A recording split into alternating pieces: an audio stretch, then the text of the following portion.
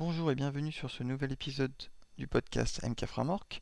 Au menu de cet épisode, on va voir un nouveau module qui est possible de télécharger et d'utiliser, qui vous permettra d'utiliser Gurido. Alors, je vais me rendre sur le site du MK Framework pour vous montrer la page en question. Donc on voit toujours dans la rubrique télécharger les modules, vous voyez les modules habituels et vous voyez un nouvel encart pour comment créer ou comment intégrer une table avec Gurido. Gurido est une librairie JavaScript qui vous permet de créer des tableaux très riches. Donc là, ici, je vous dis d'aller faire un tour sur le site de gurido.net. Alors pour information, j'implémente petit à petit cette librairie au sein du framework. Donc pour l'instant, on ne peut pas encore tout faire, tout ce qui est possible de faire avec cette librairie que je trouve formidable. Mais on va déjà pouvoir faire pas mal de choses très intéressantes. Donc, je vous invite donc pour votre curiosité personnelle à aller sur le site de gurido.net. Il y a un lien sur la page du téléchargement du module. Mais nous ici, dans cet épisode, on va l'implémenter dans une application. Alors, juste pour information, pour préparer cet épisode, je me suis armé d'une petite table ville que j'ai téléchargée qui contient pas mal d'enregistrements qui nous permettra de voir justement ce que nous permet comme confort cette bibliothèque. Alors, je vais déjà créer une application. Donc, j'ai téléchargé comme d'habitude la dernière version du framework. Donc là, on peut le voir ici, la version 409.0.269. Je vais les désarchiver. Et donc là, en localhost, je me rends dedans. Donc, je vous rappelle, voilà, j'ai téléchargé dans mon répertoire web. Ça, je l'ai déjà expliqué dans le premier épisode, donc on ne va pas y revenir. Je vais dedans, je crée mon application, on va l'appeler mon application. J'écris mon application. Voilà. Maintenant, je vais aller renseigner, donc data générée, mon application.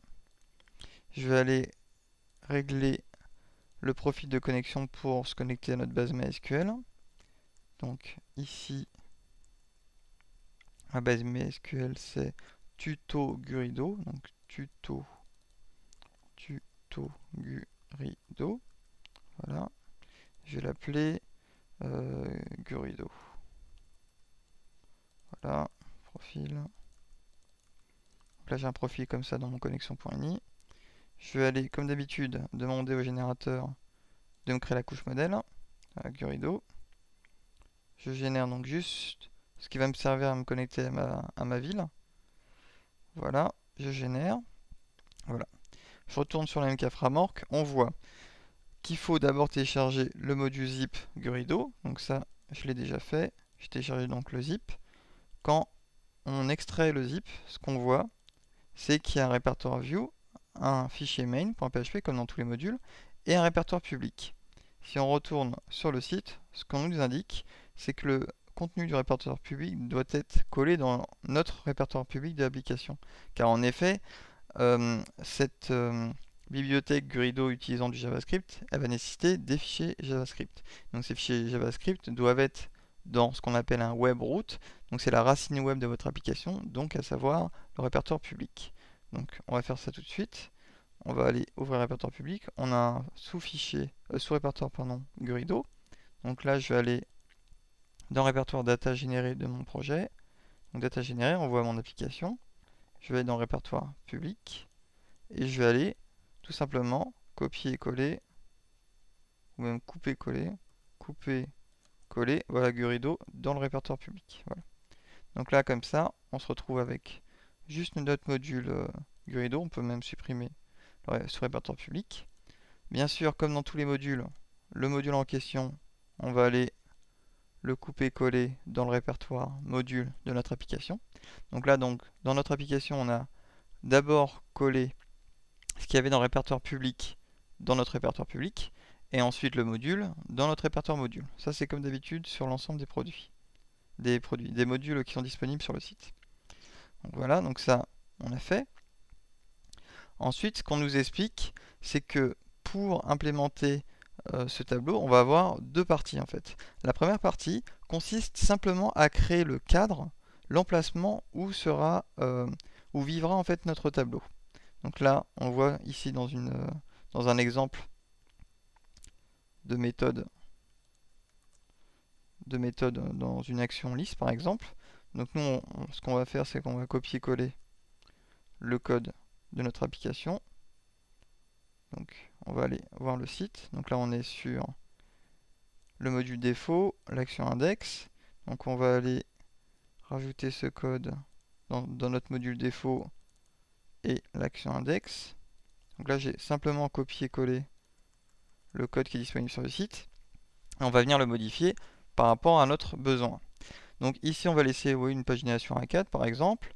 L'ID, donc l'ID, on va définir, je retourne sur ma base MySQL, l'APK en fait qui est utilisé pour notre table. Donc ici, c'est VIL-ID. Donc mon ID, c'est VIL-ID. Ça, c'est la hauteur et la largeur du tableau. Ça, c'est le lien JSON qui permettra d'alimenter le tableau, puisque pour information, comment fonctionne le tableau Gurido, vous avez donc, comme je le disais, une première action qui consiste à créer le tableau, l'emplacement où il va vivre, et ensuite, à chaque fois que vous allez demander un tri, une recherche sur un champ ou autre, vous allez émettre une requête JSON qui va aller chercher les informations du tableau pour les mettre à jour dans le tableau. Donc là, on va définir donc, le nom du module et l'action correspondante pour aller chercher les informations JSON. Et ici, on va créer toutes les colonnes que l'on veut vouloir afficher. Donc nous, ici, on va afficher la ville.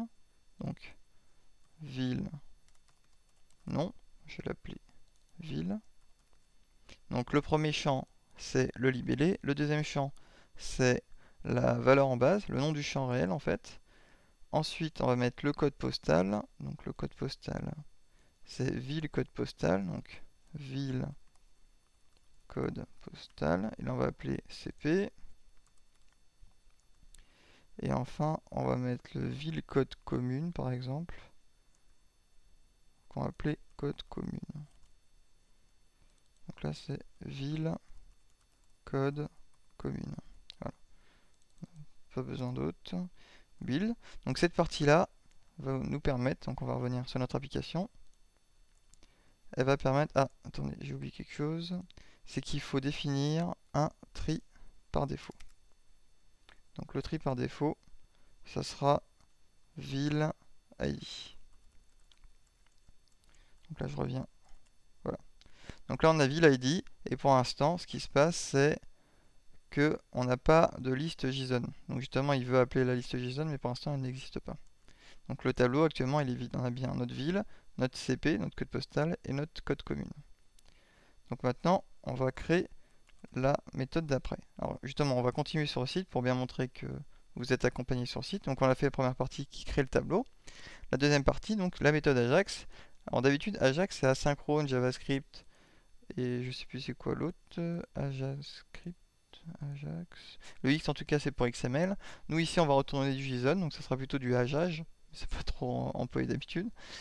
Ici donc on va créer notre méthode JSON. Donc ici vous voyez on l'a déjà créé dans l'exemple. Bah, je vais la copier-coller et je vais la modifier en fonction de mes besoins. Donc je l'ai copier-coller, voilà. Voilà, je remets les indentations comme il faut. Voilà. Donc on voit création du module Gurido getJSON, parce que là on va créer l'action qui va permettre de générer le JSON qui remplira notre tableau. Donc là l'idée ça va être d'émettre les requêtes et de constituer notre JSON. Donc la première chose à faire c'est définir les champs qui vont être autorisés au tri. Donc nous ici c'est VIL-ID qui va être le champ de tri par défaut. Ensuite VIL-nom qui va être le deuxième champ de tri. VIL-code postal, et VIL-code commune. Ceci pour des raisons de sécurité, c'est pour bien définir la liste blanche des champs autorisés au tri. Alors ici dans notre exemple sur le site, on voit qu'on appelle modèle auteur. Nous ici c'est pas modèle auteur qu'on a généré, c'est modèle ville France. Donc je vais remplacer modèle auteur par le nom de la classe modèle qu'on utilise ici. Voilà. Le reste vous n'avez pas besoin d'y toucher. Enfin, on va définir comment on va retourner le JSON. On va définir la structure en fait de notre JSON. Donc en premier, l'ID c'est ville ID. Voilà, ville ID. Ensuite, le nom, ville nom. Ensuite, code postal, et enfin le code commune. Le code commune. Donc ça c'est bon. Donc là on a défini la structure en fait du JSON qui sera retourné. Mais là si on réactualise, on va toujours avoir une erreur car on appelle des méthodes sur notre classe modèle ville-France qui n'existent pas, à savoir find_total_filterer, find_list_filterer, etc. D'ailleurs, avant de créer ces méthodes, on va remarquer qu'il y a deux cas, asFilter et else. Puisque dans ce tableau-là, en fait, vous avez la possibilité de filtrer ici et de trier. Et bien là, en fait, il y a deux cas. Il y a le premier cas où on a demandé de filtrer une information qui va être paginée, et le cas où on n'a pas de filtre, et donc là, on aura juste une pagination normale. Ensuite, donc ça c'est le premier deux cas, c'est avec filtre, sans filtre. Ensuite, on voit qu'on a deux méthodes. Car lorsqu'on fait de la pagination, il faut d'abord savoir le nombre total d'enregistrements et ensuite les éléments à retourner. Pourquoi? Puisque imaginez que vous avez 1 million de lignes. Vous voulez la page 3. Vous avez une pagination qui va afficher, on va dire, 100 enregistrements. Vous n'allez pas récupérer 1 million de lignes à chaque page. Ce que vous allez faire, c'est que vous allez dire compte-moi d'abord combien d'enregistrements en tout. Il va retourner 1 million. Vous allez dire j'ai 100 éléments par page, donc 1 million divisé par 100, ça va faire n pages. Et quand vous allez demander par exemple la page 9, au lieu d'aller récupérer les 1 million et après d'aller sous-sélectionner la page 9, vous allez envoyer une requête à la base de données en disant je voudrais la page 9 qui revient à récupérer la deuxième page fois le nombre de lignes retournées sur les 1 million donnés. D'accord? Et ça, justement, vous n'allez pas trop vous en inquiéter. Vous allez juste suivre le tutoriel sur le site qui vous demande d'ajouter tout simplement 4 méthodes à votre base de données et ça sera déjà fini. Donc on va aller dans notre modèle ville, on va copier-coller les 4 méthodes qui nous ont été affichées sur le site et vous allez voir, ça va fonctionner tout de suite. Donc là, je retourne sur l'application et voilà. Mais vous allez me dire, oui, c'est bien, mais on aimerait bien comprendre ce qu'on vient de faire. Voilà, on va regarder ce qu'on a fait. Les 4 méthodes affichées sur le site sont des exemples utilisant MySQL. MySQL permet très simplement de faire de la pagination. Donc l'exemple qui est retourné sur le site fonctionne puisque nous ici dans le cas du tutoriel, on est également avec une base MySQL. C'est pour ça que ça fonctionne comme par magie. Ce qu'on voit, on a le premier cas sans filtre. On fait un find total, donc là on fait un select count pour avoir le nombre total d'enregistrements sur la table. Ensuite un find list limit order by où on reçoit le démarrage, la limite, donc le offset et la limite, le champ trié et le sens de tri. Comme on peut le voir là, après la requête est faite ainsi. D'accord? Donc vous avez vu tout à l'heure qu'on avait défini une liste blanche des champs autorisés. Et en fait, c'est pour ça que l'on se permet de concaténer dans la requête le champ, puisqu'il aura été au préalable dans la méthode JSON vérifié pour ne passer à notre méthode findListLimitOrderBy seulement les champs qui ont été autorisés. Donc vous inquiétez pas, ils ne pourront pas passer un hacker root, ne pourra pas passer un champ avec des caractères spéciaux pour venir entraver le bon fonctionnement de votre requête, puisque c'est pour ça qu'il y a une liste blanche qui est faite au départ à la création du JSON, et donc la vérification est faite en amont. Donc vous inquiétez pas, on fait la vérification et après seulement on vient envoyer à votre requête les champs qui ont été définis ici. Donc voilà. Comme ça vous avez vu donc le premier cas ici et le deuxième cas ici avec les filtres. Où ici on va venir passer dans une méthode prepareStatement, donc via PDO, les éléments de filtre pour éviter d'avoir des soucis de sécurité. Donc voilà, donc les 4 méthodes qu'on a ajoutées ici dans votre classe modèle permettent de requêter votre base et permettent de faire le tri et le filtre. Donc là ici, si on retourne ici, par exemple, si je tape Paris, entrée, vous voyez, il m'a bien trouvé Paris. si je filtre ici, on voit bien que j'arrive bien à filtrer. Donc on peut simplement filtrer. On peut également réordonner, enfin organiser la taille des différentes colonnes. Voilà. Je vais remettre comme c'était. Voilà.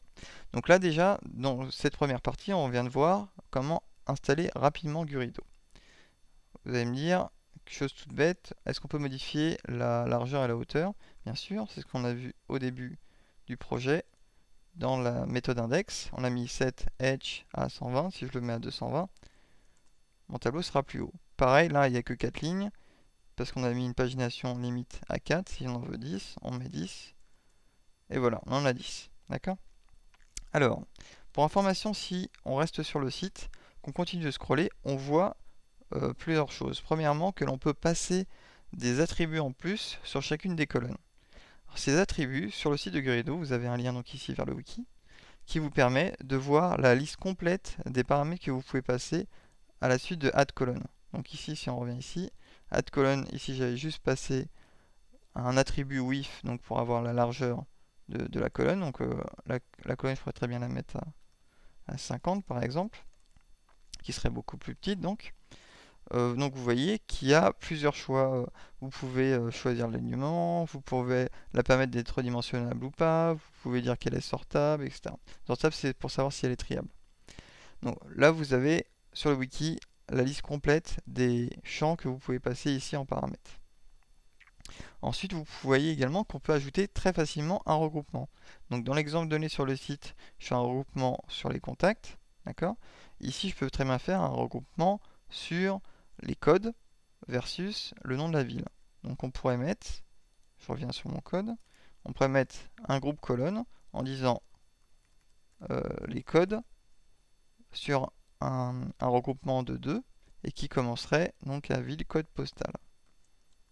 Donc là je réactualise et donc on a bien la ville, le regroupement de 2 colonnes qui commence à code postal. D'accord? Donc voilà.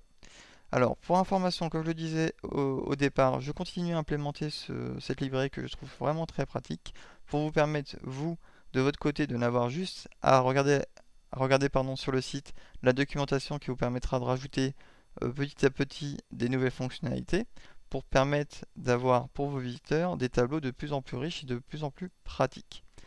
Je rajouterai une chose, c'est que la librairie Gurido, donc je vous invite vraiment à aller sur le site de Gurido pour aller voir plus en détail ce formidable projet que je continue à implémenter petit à petit. Alors, ce que je voulais dire sur Gurido, c'est qu'il faut regarder la licence.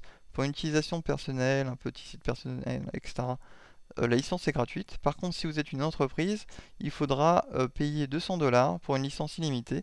Donc je vous invite à aller sur le site de Gurido pour avoir de plus amples détails sur la question.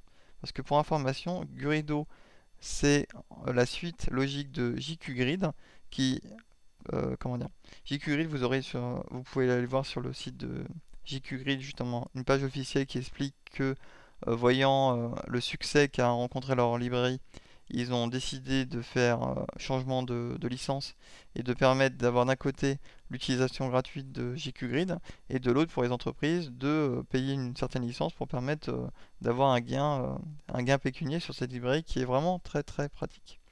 Donc voilà pour les informations et pour cet épisode. Je vous remercie de votre écoute. Je vous invite à continuer à utiliser cette bibliothèque. Vous pouvez également, bien sûr, sur le forum qui est lié sur le MK Framework, je remonte, parce que je sais que certaines personnes ne font pas attention, mais si vous scrollez en fait sur le site du MK Framework, vous avez un lien vers le forum qui est hébergé sur développer.com et vous pouvez très bien soumettre des idées ou des nouveaux modules par exemple à développer ou des nouvelles fonctionnalités de Gurido à implémenter. Donc voilà, je vous remercie de votre écoute et je vous dis à bientôt dans un prochain épisode. Merci, au revoir.